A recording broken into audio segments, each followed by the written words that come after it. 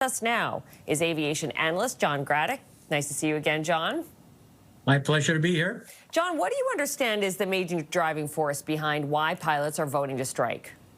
I think there are two major issues. One is working conditions, where the pilots, have had a 10-year contract, that the working conditions, things like, the amount of rest that they have between flights and the amount of work that's contained in waiting and managing flights, and vacation days, that hasn't been adjusted in 10 years. So there's a lot of work that has to be done to kind of improve the quality of life that the pilots feel they need.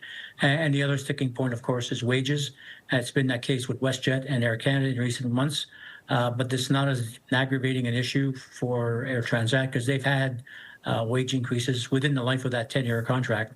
So the wage gap that's in place for Air Transat's pilots is a lot less. I'd say somewhere around 20 to 23% is what they're asking for at this point in time. They're asking for a 23% wage increase? Correct. And Are they paid on par with what other airlines would be? No, they're a little below. I think Air Canada and WestJet leapfrogged our friends at Transat in the last contract with their 35 and 42% wage increases, respectively. So this is a catch-up to that wage, but the starting point from Air Transat's pilots is a lot higher than it was for WestJet or Air Canada. So the catch-up clause that they're looking for is somewhat less than what these other pilots have achieved. And John, what are you hearing? Is a strike actually, it's possible, but is it likely? No, it's not. I think that, I think cooler heads will prevail over the next few days.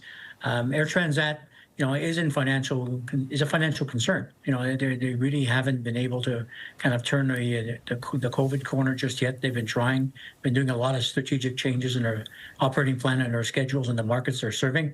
So I think that, you're seeing Air Transat try to become a major player in international markets. However, the debt that's currently on the books for Transat is really an anchor that's holding them down. So financially, they're in trouble. And I don't think they can support, I don't think they want a strike that will affect the revenues, because Christmas is big business. Planes are full. People have been paying big rates, big tariffs for prices for these trips. So, any disruption to that cash flow would be, not very happy. I make very happy campers at Transat, and their shareholders will be pretty upset. Yeah, so I think that you'll see an agreement pretty quickly. Well, I know Air Traveler wants to hear, especially as a major snowstorm is hitting Atlantic Canada, that they can't escape to Mexico at this time of year. John, can I quickly pivot you to one other thing while I can put you in the hot seat? We were talking last Friday about an Airbus A320 software update that was required before these planes could resume any sort of routine flights. Do you have any sense of update from the industry on whether that has happened and whether it's safe to fly with those planes?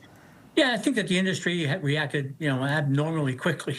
I think that, we talked about a 6,000 airplane alert that was issued Friday midday, and by Saturday morning, I think 5,000 airplanes have already been fixed. Wow. So that was pretty quick. So I think that the industry and the airlines were prepared for this. This is not coming out of the blue. That they were warned that this requirement was going to be happening, and I think that Airbus just made it public. They didn't really do anything to kind of change the way in which the business was being run.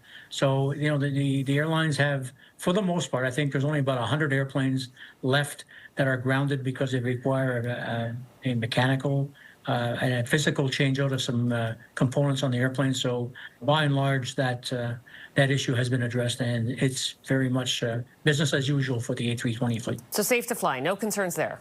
No concerns. If only I could fix my computers quickly, John. All right. Aviation analyst John Gradek, thanks for being with us again. My pleasure. Have a great day. You too.